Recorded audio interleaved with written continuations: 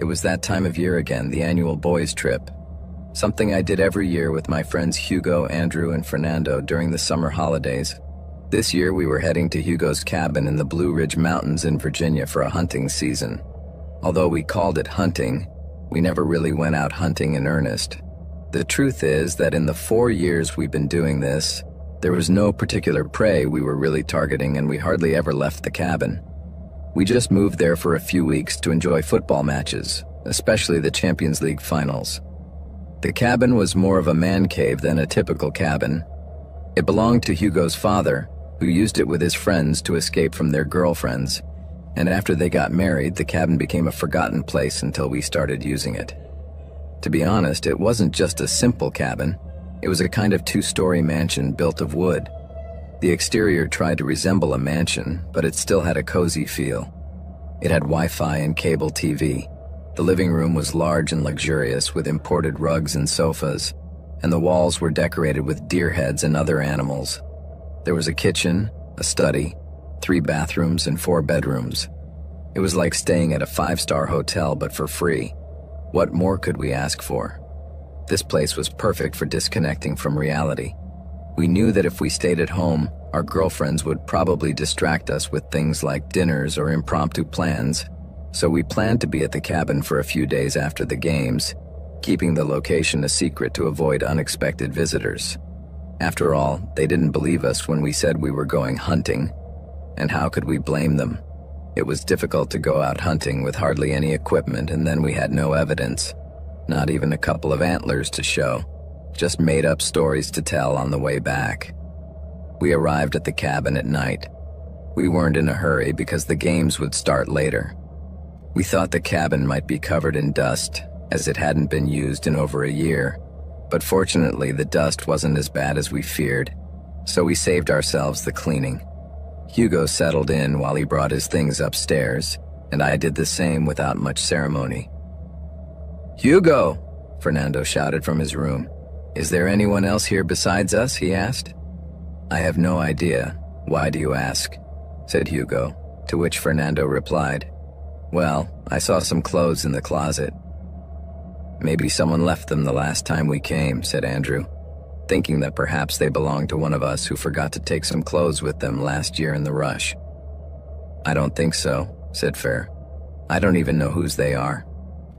"If they're big, maybe they're my cousins," Hugo interjected. "He comes from time to time and only stays if there's something to hunt." "Ah, that makes sense because there's some dust in here," said Fernando, closing the subject.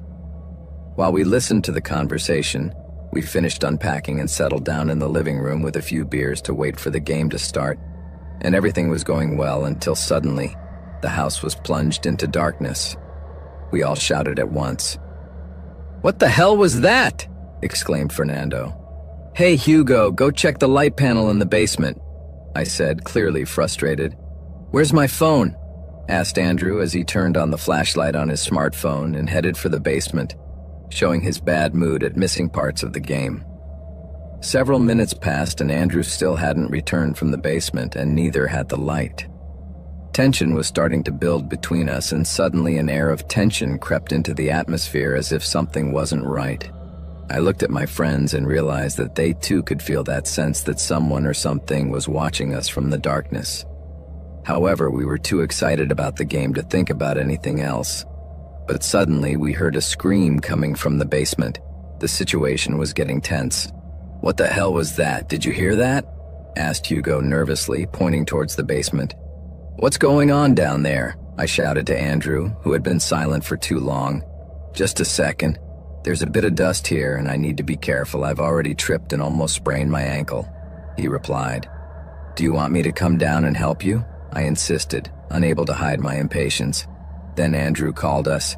"Guys, you have to come and see this." Fer, Hugo, and I looked at each other and then hurried down to the basement, but what we found made my stomach turn. "This doesn't look like a rodent cut," said Fernando, alarmed at the torn wires. "Someone did this," I added, with a bad feeling settling in my chest. "The doors were closed. We're the only ones here," insisted Hugo as tension grew. "What if there's someone here with us?" Andrew began to ask, visibly frightened. Just then, the floor creaked under an unexpected weight, followed by a dark leap that sprang out of the gloom. Then Hugo quickly shone his phone's light on the place, just in time to reveal a weird, huge, hairy guy carrying a sharp knife who lunged in Hugo's direction. The glare from the flashlight blinded the intruder for a second, which probably caused him to miscalculate the attack, and instead of cutting Hugo's neck, he made a large cut on his cheek. This was enough for us to realize that we were facing real danger. Hugo staggered back, and when I tried to help him, the maniac lunged at us, screaming and growling like an animal. It was total chaos. We attacked the guy as best we could, throwing various objects at him that we found in the basement, while Hugo got to his feet and we all ran upstairs at full speed, slamming the basement door shut with a thud. "What the hell was that?" I asked, my chest heaving. "Did you see that guy?" "He was a monster," I said, very scared. "He was tall and stocky, his beard was huge, and there was blood on his face," added Hugo, touching his wound. "We have to treat that wound, Hugo. We have to look for the first aid kit," I shouted as I ran to the kitchen, which for some reason in this house was at the back. The air in the place was disgusting. A stench of rotten meat hit us as we entered, and when I turned on the flashlight, I realized why. There was a dead deer lying on the floor. "It looks like the guy was eating here," I shouted in horror as I filled the water bottle. Fernando arrived soon after with a cloth and wet gauze, and as we tried to tend to Hugo's wounds, we realized that we were trapped. "We need to call the police," Hugo suggested. But just as he said it, boom! The cellar door shook as if a superhuman force had hit it. "We have to call the police now," Hugo shouted in desperation. But we couldn't. The phones weren't working. This old place only had a landline, and I assumed our friend in the cellar had cut it. "This can't be happening. We have to get out of here," I said as we searched desperately for the car keys, trying to make out something in the darkness. Fortunately, Andrew found them, and we all ran toward the front door, but it just wouldn't budge. "We're trapped," I announced, frustrated. "The back door is locked too," shouted Andrew, who already had a look of panic on his face. "My God, we're going to die," cried Fernando even more desperately. Everything was blocked and the guy was still there, stalking us, banging on the cellar door, trying to get out, and we knew it was only a matter of time before he succeeded. "He left us locked in here," I shouted, feeling panic overwhelming me. "There's a satellite phone in the studio," Hugo reminded me. So we ran to the studio, but just as we were about to get there, the cellar door fell off. Andrew was right in front of him, and the madman tried to attack him, this time with an axe. Thanks to his short stature, the blow didn't quite hit him, but it did inflict a deep wound on his chest. I saw how the blood began to soak his t-shirt as if a sea of red was coming out of his chest. With some luck, Andrew managed to regain his balance and sneak away while I shone a light on the man. I realized that his eyes were open, adapted to the darkness of the basement, but the light from my phone dazzled him, and that gave Andrew the opportunity to crawl towards the study where we were already. Once Andrew entered, we slammed the door behind him and stood there paralyzed for a few seconds. "Are you okay?" I asked, looking at him. He was very pale and bleeding heavily. I had no idea if the guy was still outside, but something told me that the night was just beginning. While we were trying to help Andrew, the madman started banging on the studio door, which caused panic to escalate among us. If that madman got in, we were lost. He would turn us all into mincemeat. "Come on, Hugo, find that satellite phone for God's sake," I shouted at him, as he hurriedly searched the drawers. Fernando and I were still trying to control Andrew's bleeding, praying to heaven that the door would withstand the onslaught of that madman, who was now trying to knock it down with the axe. Finally, Hugo shouted, "I found it. I hope it still works." Then he picked up the phone and approached the door, with an air of hope that I didn't quite share. Looking around, I saw that Andrew was pale. He could barely stand up because of how much blood he had lost. "Come on, let's put you in a corner," I said, and I took him to the farthest part of the study, hoping that the thing at the door wouldn't get ugly, but anyway, I started looking for something, anything I could use as a defense, and I found an old letter opener, a paperweight, and a hunting rifle hanging on the wall, although I had no idea if it would work, but it was the best we had so far. Just as Hugo was on the phone, the door finally gave way, and the giant guy came running in. But at that moment, with cat-like reflexes, I threw the paperweight at his head with all my strength. But he dodged it effortlessly and quickly knocked me down before I could do anything else. Suddenly, I felt a stabbing pain in my shoulder. The guy was biting me. A cry of pain escaped me, but then the sound of an explosion pierced the air and everything went silent. At first, nothing happened. The guy just kept biting like a wild animal. But then, as if a light bulb went on in his head, he loosened his grip and turned towards me, and in an instant he collapsed to the floor. Blood was spattering everywhere, and then Hugo appeared behind him, holding the hunting rifle with smoke still coming out of the barrel. My friends helped me to my feet while I held my injured shoulder. "I called the police. Help is on the way," said Hugo, breathing heavily. Fortunately, Andrew survived, and I was able to recover from the bite, although I was left with an ugly scar. We never returned to the cabin. We later found out that the lunatic who died from the gunshot had been identified by the authorities. He was a completely mad guy who had been living in the forest, behaving like a wild animal. The man thought he was a bear and the cabin had been his territory, so he would have done the unthinkable to defend it. My friends and I were very lucky to get out alive that night, but we will definitely never forget it.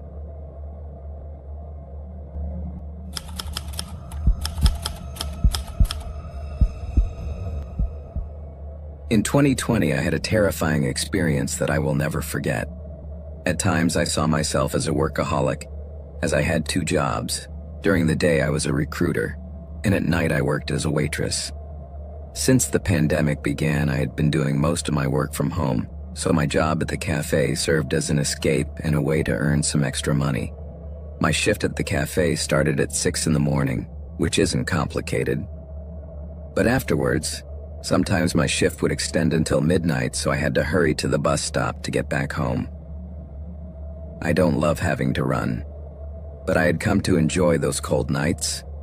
Going out at that hour is almost therapeutic. The fresh air clears my mind, far from the monotony of my job, where I only did the same thing night after night. That day, the cafeteria wasn't very busy, so I took the opportunity to chat with my colleagues for a while, and when my shift was over, I ran to the bus stop. This stop is in a somewhat lonely place, where there are not many cars or people. There is only a bench and a rusty metal sign covered in graffiti. To be honest, it looked more like a forgotten place than a bus stop. I looked at the time and realized that I had arrived 5 minutes earlier than usual, so I started to wait. But suddenly I saw a figure approaching me. As he passed under a flickering light, I realized that he was a young guy wearing a hooded sweatshirt. The boy looked a bit strange. He had a humpback and he was wandering slowly, in a way that made my hair stand on end. When he sat down on the bench, I decided to move a little further away so as not to be so close to him. But then he started whistling a disturbing tune over and over again. At first, I was relieved that he stopped after a while, but the silence that followed was chilling, as if we were in a kind of suspense, not knowing what would happen. After a moment, the boy got up, stood there with his hands in his pockets, and suddenly opened his mouth. He started making a strange noise that made my blood run cold, like a whistle or a cry. It was something weird. "The bus isn't coming," he said next, in a deep voice that sent a chill down my spine. After that, the guy started sniffing the air like an animal. I still remember the strange sound he made, like a dog sniffing something. Suddenly, he leaned over and whispered in my ear, "You are one of us." At that very moment, terror took hold of me. I couldn't move, but something inside me ignited, and soon my survival instincts took over. In a burst of courage, I pushed him as hard as I could, and the impact caused him to lose his balance and fall to the ground. But as he did so, he kept making that monstrous sound, almost like the cry of a whale. I immediately tried to run and get away from him, but unfortunately, as he fell, he managed to grab my ankle. I immediately panicked and started to kick. I felt his nails digging into my skin as he tried to tighten his grip, while everything in my mind was telling me to escape. But I had no idea what would happen next. The bastard looked more and more furious as he struggled to keep me close. Then, in desperation, I looked for any way to free myself, and luckily I managed it. As soon as I managed to get out of his grip, I turned around to see if the guy was coming after me. Just when it looked like my worries were going to be real, the sound of a bus appeared, getting closer and closer. "Finally," I whispered with relief. But as I turned around to make sure the man wasn't there, I was frozen stiff. There was no sign of him. The bus doors opened with a screech, and I got on as fast as I could. I started talking to the driver, telling him about the stranger I had seen, but then I noticed the horror on his face as he listened. "You've seen the whisper of the night," he said in a trembling voice. "People here say that comes from a ghost. For many, it has become an urban legend." I was perplexed. "Are you saying that the guy in the sweatshirt wasn't human?" At first, I didn't quite believe him, but I was still so shaken by what had happened that my body wouldn't stop trembling. The driver tried to calm me down and realized that we were alone on the bus, so he offered to take me to the police station. I accepted without hesitation. When I got off the bus, I hurried towards the station, and the officers, seeing my state, focused on me immediately. Then I told them about the whisper of the night and what the driver had told me, thinking that maybe they would think I was crazy. The officers gave me a glass of water, and then one of them began to speak. "We've been receiving complaints about these strange sounds for a couple of months now. At first we didn't think much of it, but the reports started to pile up." The other officer added, "We're investigating. We found other people who have had similar experiences to you, who have also seen what they call the whisper of the night. They told me there was a suspect, a guy in his 20s with mental health issues and addictions." I took note of everything that had happened and left the station, feeling a little more relieved. But as I started walking back home, I noticed something disturbing. I saw that figure again in a dark corner of an alley. "I know where you live. You can't escape," he shouted as he began to sob. That sight sent me running back to the station, begging for protection. The officers listened to me again. They told me to point out exactly where I had seen the boy and offered to escort me home, so I accepted, and they dropped me right outside my door. When I got home, I felt like my heart was going to burst. I called my boss and explained that I wanted to leave my job as a waitress, and when he heard what had happened to me, he understood without question. After that terrible night, I couldn't sleep. I couldn't even go out. It was a week before I could go out again with any peace of mind. This was because they caught the guy and locked him up, but only after he had murdered a 60-year-old woman in the same station, stabbing her in the heart with some kind of wooden stake. Shortly afterwards, the boy took his own life while awaiting trial. Even now, I can hear those disturbing noises, and sometimes I still get the impression that something or someone is watching me.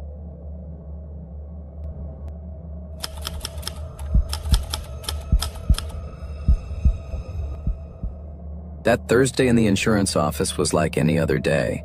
The phones were ringing, the noise of the keyboards was constant, and the same old complaints about the coffee being finished.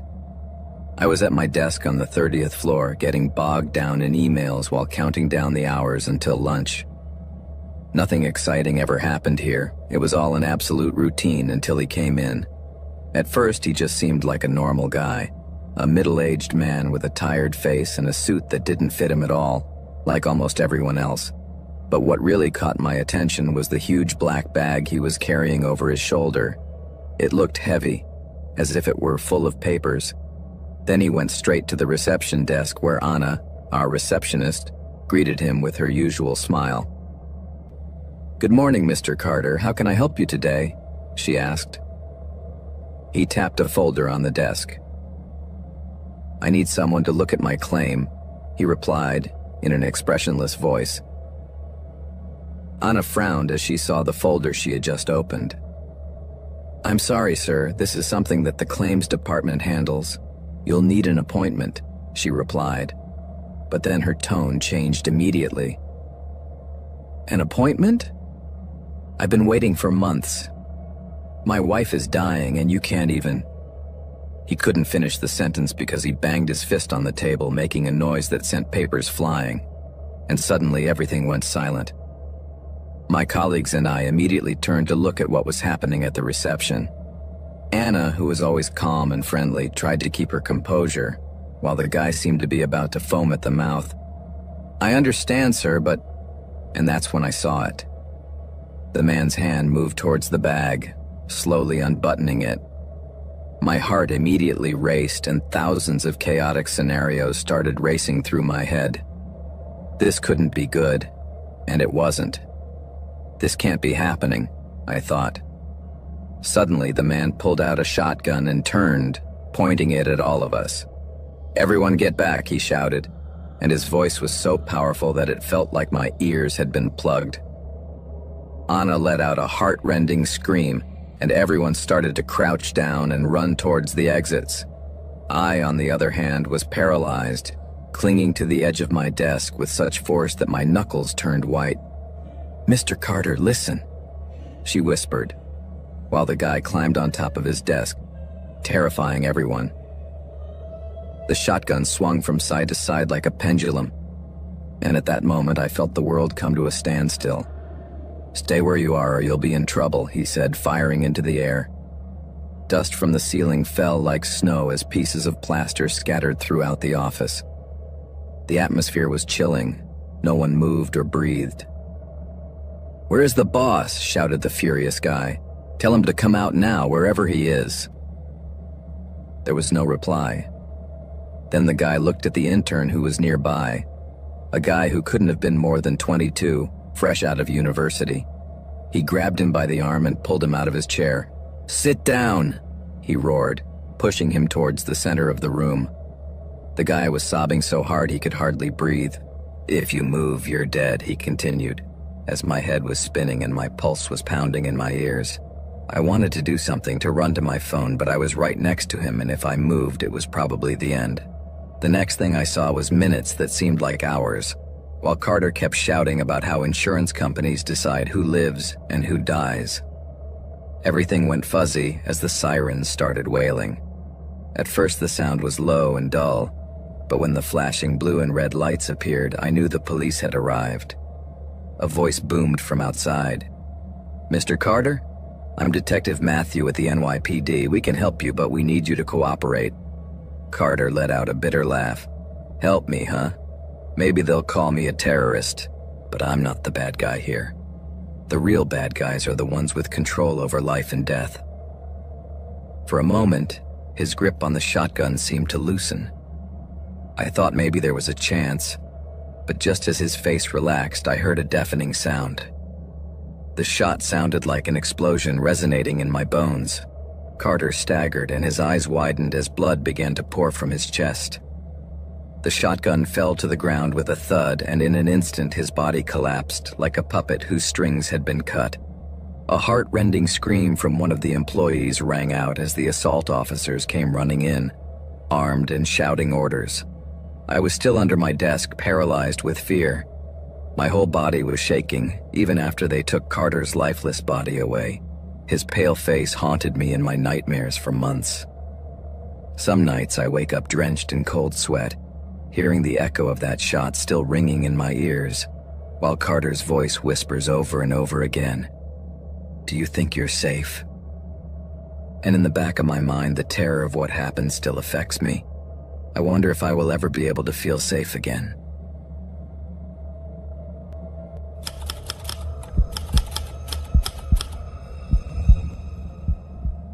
I was only 23 when I started working as an accountant in a company in my hometown in the Philippines. My father had always been a great figure in my life. I loved him very much, and he looked after me like no one else could. However, in recent years, the situation changed. Dad started drinking more than usual, to the point where his addiction led to his divorce from my mother. She left home shortly after the separation, leaving us both heartbroken. Around that time, I went to the office with my best friend, Max, who was the same age as me. We shared the bus every night after working together, and after a long day, I would get home around 10 p.m. one night. Max had to stay behind, and I had to go home on the bus alone. As I waited on the bus seat, I noticed that a girl got on at the next stop. It was weird, but she was staring at me, The passenger next to me tapped me on the shoulder and said that the girl seemed interested in me, so I smiled. But to my surprise, she didn't react. Her gaze became strange. Her eyes turned completely pale, and I didn't understand what was happening to her. Confused, I leaned forward to get a better look at what was wrong with her, but in an instant she rolled down the window and without further ado jumped out of the bus. "No, no! Somebody help that girl!" I shouted. It was like I was in a horror movie. I was screaming for help with all my might, but the other passengers ignored me, as if they were in another world. After the episode, I tried to report it to the police, but I didn't have a photo and lacked useful details to help me in the search. The incident left me quite unsettled, and after telling Max about it, he tried to reassure me. "Mate, maybe it was just a bad dream or something. You need to relax, you've had a hard few days at work," he said. From that night on, I started having the weirdest dreams. In them, a brutal man appeared, killing other people with a knife. To make matters worse, my nightmares not only upset me, but they also began to affect my work. I had problems concentrating on my daily tasks, and shortly afterwards, I was involved in a new scare. On that occasion, I got back on the bus to return home, but there was a disturbing atmosphere. Then I realized that the man from my nightmares was sitting in one of the front seats near where the girl had been. The guy seemed very real, and at one point he got up, but now he looked strange. I felt him looking at me, and I thought maybe he knew me, but it didn't make sense. Then, before my eyes, his body turned blue and pale, and he began to breathe erratically. At that moment, I stood there, paralyzed, unable to utter a word. What scared me the most was when I started to see parts of his body crumbling and falling to the floor of the bus. It was a bloody and terrifying sight, and I stood there gaping, motionless. "What's going on?" I muttered to myself. It was then that I heard Max's voice interrupting my thoughts. Had he also seen what was happening? "Irving, open your eyes," he shouted at me. "You've been asleep on the bus for a while. It's a new day. It's 9 a.m. If you carry on like this, the boss is going to vote us out." When I recovered and looked around, I saw that the bus was empty. There was no one else there but us, and the tension was palpable. "What was that, Irving? Are you serious?" "Mate, you're not well. Do you really need to talk to a psychiatrist? You seem troubled, and I think that could be because of everything you're going through with your father," said Max, sounding very concerned. I was stunned. Max's words echoed in my mind, so I took him up on his offer and went to see a psychiatrist. However, that didn't bring any improvement. I knew that my father had been going through problems since my mother left, and his behavior had only become more erratic over time, missing home and disappearing for days. And yes, of course it affected me. But I wasn't sure what was happening to me was related to that. Dad would often say things like, "Son, you don't understand. This is what helps me relax. I just need a little and then I'll go to work." But it was becoming increasingly evident that he was sinking into his own world of alcohol. Those shadows from the past haunted me. Insecurities and fears began to take hold of me, and I wondered how much longer I could hold on. One day after that strange episode, my friends and I jumped on the usual bus. The next stop was just around the corner, and a feeling of panic ran through my body. That was the same place where the strange girl had got on and the man I had only had nightmares about. I was scared, but I thought that maybe this time everything would be different. This time everything seemed normal. 4 people got on board, all of them laughing and chatting. What a relief.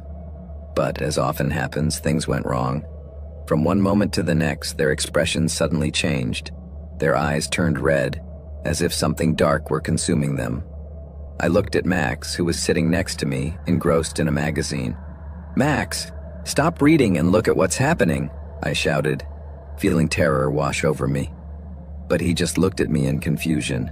Suddenly, I knew that those 4 passengers were possessed or something. For no apparent reason, they were invisible to everyone except me. How crazy. But before I knew it, the 4 spirits lunged towards Max like dark smoke flowing out of his mouth. Then, with horror, I saw him transform. In an instant, he began to speak in a female voice. "I will kill your father," he said, smiling sinisterly. At that moment, Max's head moved backwards grotesquely, as if it were being controlled by invisible strings. And there, in the middle of the chaos, he fell. It was a total disaster. When I tried to notify the police, they couldn't find any clues. Meanwhile, my father had been missing for 4 days. I searched desperately for him, consumed by uncertainty, but I didn't find him. Determined to find answers, I got back on the bus after leaving the office. I had to know the truth. When I arrived, the same stop greeted me, and this time I saw a couple who seemed happy. But I knew I couldn't be fooled.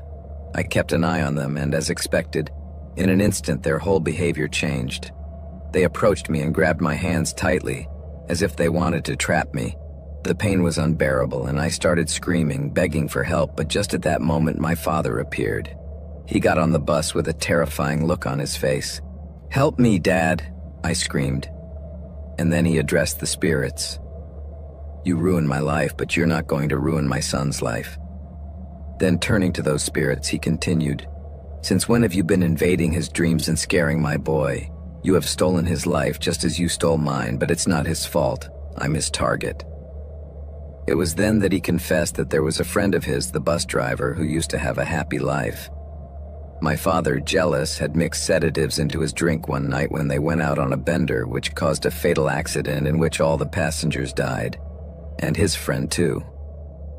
"Those souls still haunt me. That's why I can't stop drinking," he admitted with a broken voice. "I'm sorry, son. I passed my curse on to you. But this is going to end, because I'm going to pay for what I did to them." Before I could digest what he was saying to me, those spirits lunged at my father, formed a wall with their dark energy, and disappeared into another world. The next day, I woke up with a start. God, it was just another nightmare, I whispered, feeling relieved, but only a little. Lately, it had been almost impossible for me to distinguish real life from my nightmares because all these horrible things happened to me both when I was awake and when I was asleep. However, as I was getting ready for work, a knock at the door made me break my routine. It was the police. They informed me that the body had been found in a river near the same bus stop where all these events had been happening to me. The police never found out the cause of his death. But from that moment on, my life changed drastically. My father's death was a tremendous blow to me. It was very painful and I missed him every day. But believe it or not, the nightmares and visions vanished from my life forever. I am now 48 years old and I have never suffered an episode of that kind again. I am sure that my father's sacrifice freed me from the shadows. He always tried to protect me, even at the cost of his own life. Since then, I have understood that sometimes you have to face your demons to find peace and redemption.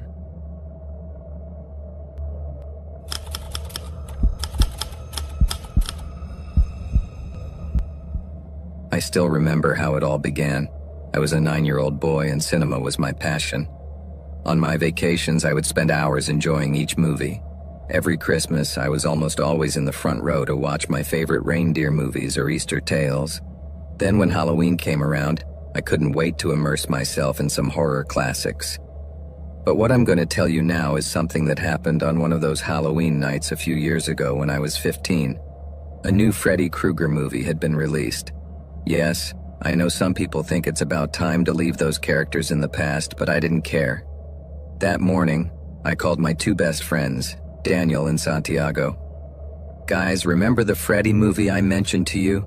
We're going to see it tonight." "I've got 3 tickets," I said excitedly.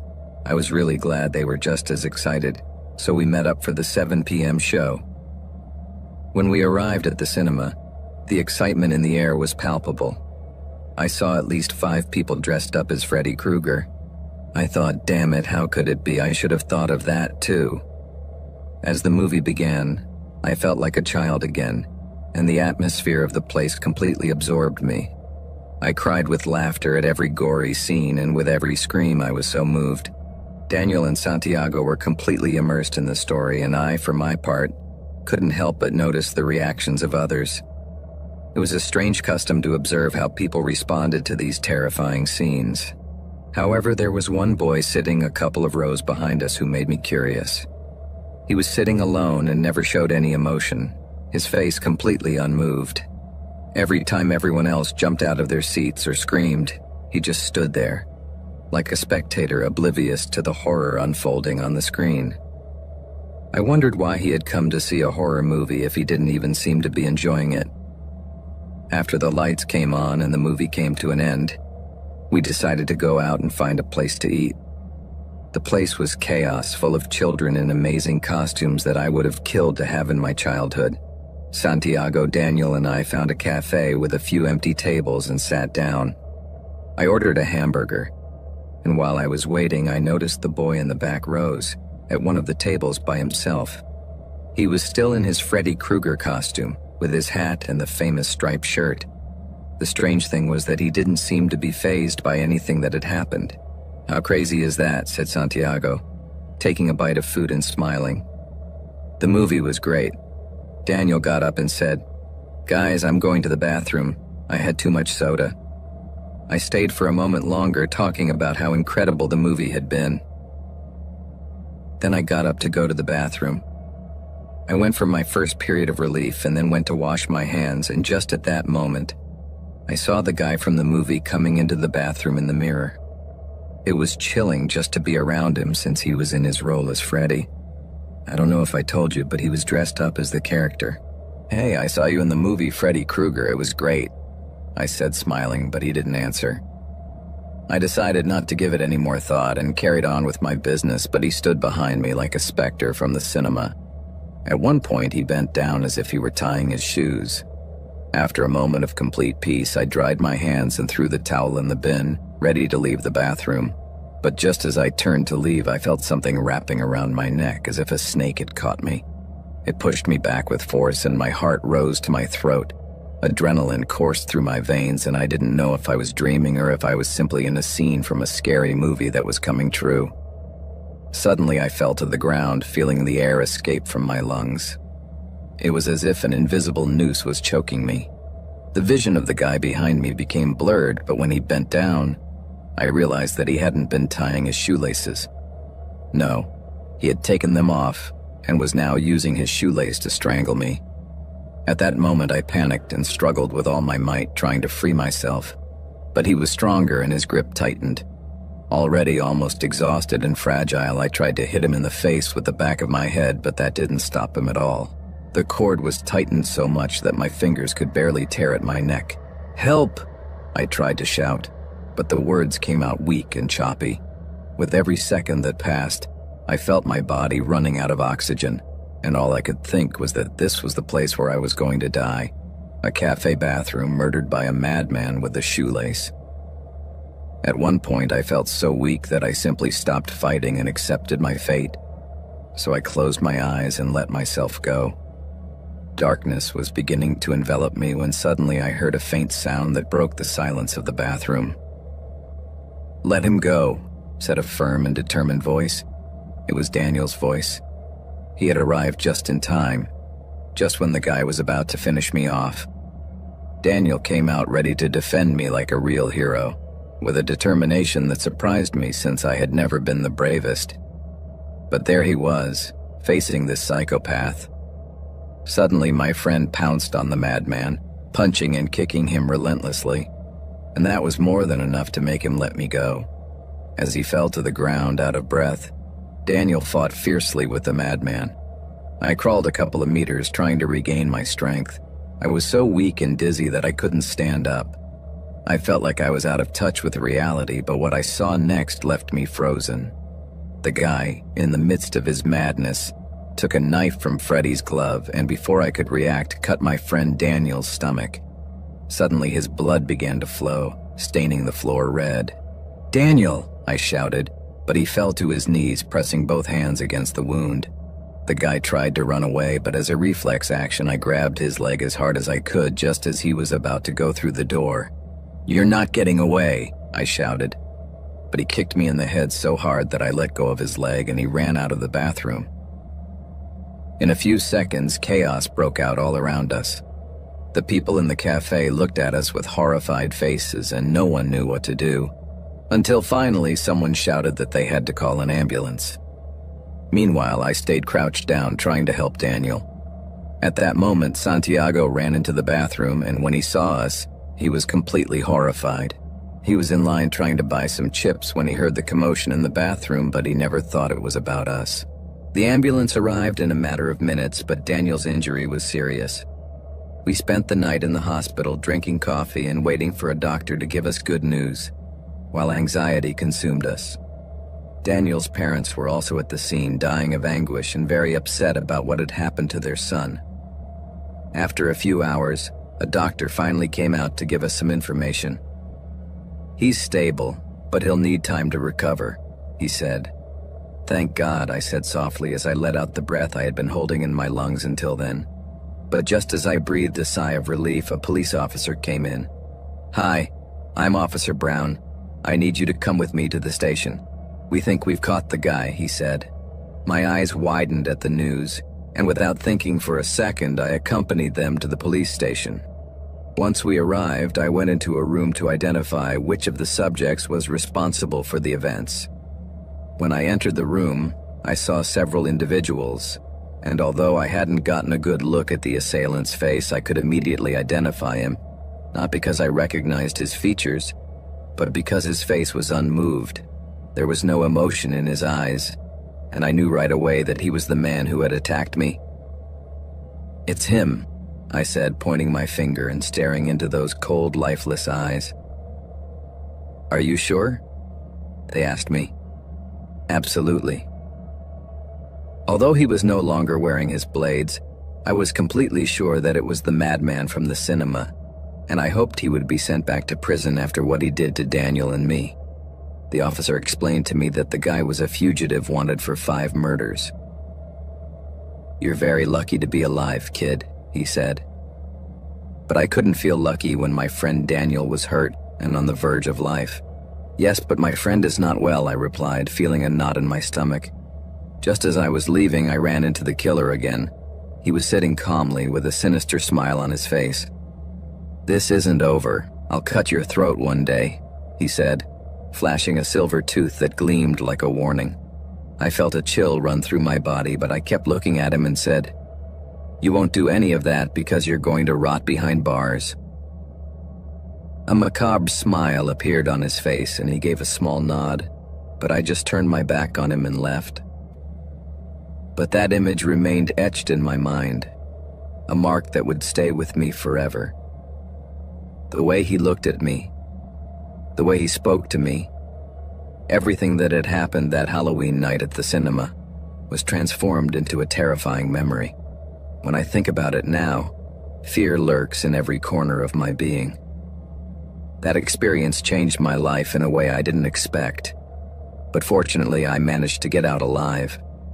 Something those other 5 victims of that psychopath couldn't do.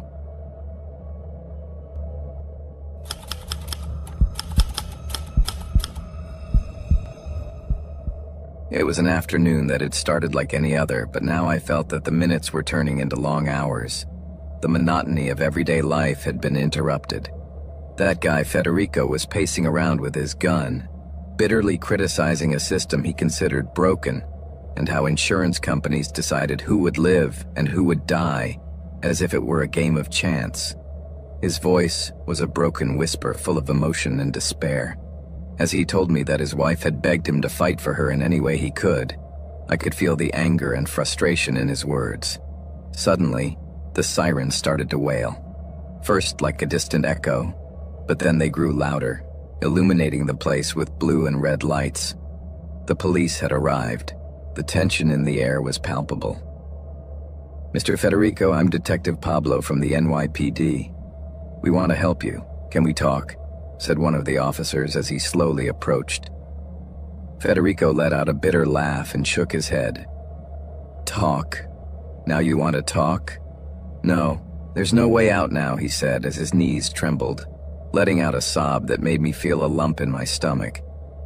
"You don't want to know how this ends," he continued. "You'll call me a crazy terrorist, but I'm not the bad guy. They with money and power decide who lives and who dies." His words chilled my blood, realizing that Federico was not a desperate man but rather convinced that his cause was just. For a brief moment I thought he would drop the shotgun. His head dropped, and in that instant I saw a small red laser beam on his chest. Bam! The shot echoed louder than any noise I had ever heard, and Federico staggered as if he were in a movie. Blood immediately appeared on the edge of his shirt as the shotgun slid from his hands to the floor and his body collapsed like a sack to the ground. It all happened so fast.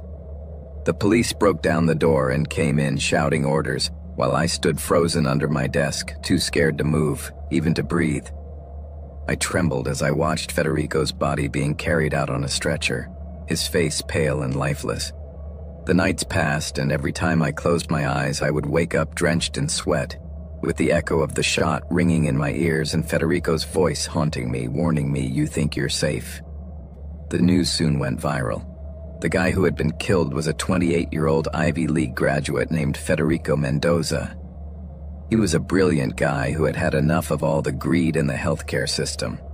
On December 6, 2023, another event occurred. Supposedly, the CEO of a large healthcare company in Manhattan, a certain Arthur Brown, had been shot and killed. And they only found one suspect named Diego. And a few days later in Pennsylvania, when the authorities found him, he had a 3D printed silencer and a manifesto in which he fiercely criticized the healthcare industry. He was accused of murder and terrorism, but he pleaded not guilty. This news was in the air while everyone debated whether Diego was a hero or a villain. They carved the alleged criminals in stone, turning their crime into a media spectacle. I have never been a very sociable person, and at this time of year, I always struggled. While everyone was partying, I just wanted to disappear. It was around 2 a.m. When they returned from their homes laughing and chatting, my dear colleagues Maria and Karen said goodbye and continued walking. Soon after, Ivana and Alba arrived, their voices mingling with the noise of the television. I, on the other hand, was at my desk, sliding my finger across my phone, as if that could distract me from the outside world. At 3 a.m., the building was completely silent. It was normal for us all to have our nightly routines. Suddenly, a noise broke the tranquility, something heavy, as if someone had tripped. I froze. It can't be anything, I thought, but the feeling of uneasiness filled my chest. I decided I needed some coffee to calm down, so I walked to a room where I could make some hot coffee. As I opened the door, the air felt strange, almost as if I were holding my breath. I looked towards the dining room table, walked slowly so as not to make any noise on the wooden floor. That was when I saw him. At first I thought I was mistaken, but I wasn't, because of the posture and the height, and on looking more closely, I realized that it was him, Diego, wearing a soft black mask with no features. My heart stopped.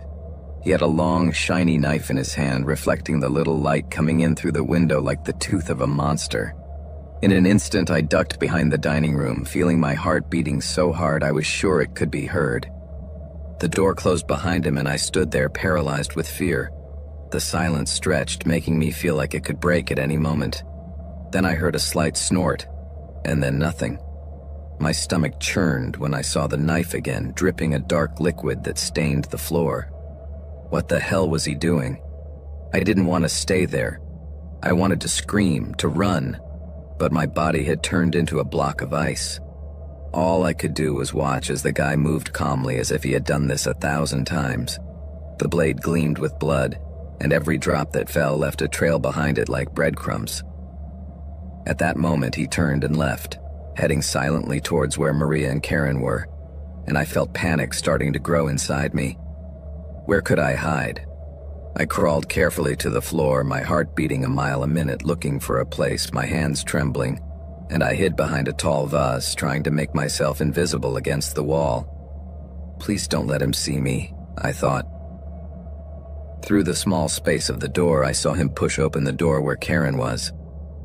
"What are you doing?" asked Karen, her voice trembling, confused. Diego barely whispered something in reply, but suddenly a horrible creak echoed through the room. "Karen!" he shouted, but his terror turned to a gurgling sound as blood splattered against the walls. I covered my mouth with my hands, trying to hold back the tears that ran down my face while I begged him not to hear me. My whole body trembled with fear. Then, there was a moment when time stood still. His head turned towards the hallway, and his cold, empty eyes scanned me with terrifying coldness. My heart was beating so fast I thought it was going to burst. "Please leave," I said to myself. The guy took another step towards the vase where I was hiding. No, no, no. The air burned in my chest and my vision blurred, but suddenly, as if deciding it wasn't worth wasting time, he turned and walked away, his footsteps fading into the night. I stood there frozen, hugging the vase until the first rays of sunlight came out. Finally, I came out of my hiding place and walked towards the corridors, trying to get away. It was like walking in a nightmare. The police were everywhere, and the air smelled of copper mixed with bleach. Crime scene tape crisscrossed the hallways. An officer approached and asked me who I was. I stammered something I didn't even understand myself, and they guided me outside, treating me like a lost child. I sat on the sidewalk, observing all the chaos around me. I could hear snatches of conversations. There are no fingerprints, no sign of forced entry. 4 lives had been snuffed out in an instant, and no one had any idea why. Weeks passed, and the building felt as if it were crushed by fear. The media were on the prowl, spinning theories and looking for culprits. Then, after a year, they arrested a guy called Diego Smith, a PhD student in criminology. The irony made my stomach churn. His car had been seen near the building on the tragic night of the murders, and his DNA matched a knife sheath they'd left behind. But none of that erased the terror that haunted me. Even now, I can't close my eyes without seeing those cold, empty eyes staring at me, as if they were always waiting for me to let my guard down.